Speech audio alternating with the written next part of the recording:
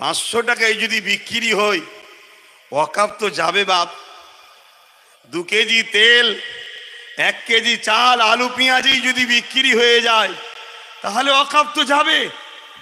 এখন তো ওয়াকাফ যাচ্ছে, একটু অপেক্ষা করুন না, ওয়াকাফটা গেলে কি ভয়ানক পরিস্থিতি হবে সেটা শুনুন। আশা করছি এ বিষয়ে কেউ এখানে আলোচনা করেনি, কেন এত আলোচনা হচ্ছে আমি দেখছি।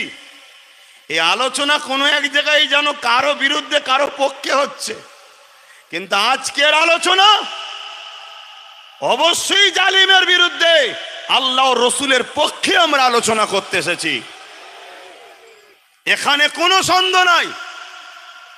তাই মনে রাখবেন, সাথ দেবেন তো নাকি? কথা বলুন, সাথ দেবেন তো? এ হাত সত্য তো? কিন্তু এ লড়াইটা তো অনেক বড়, এ লড়াই তো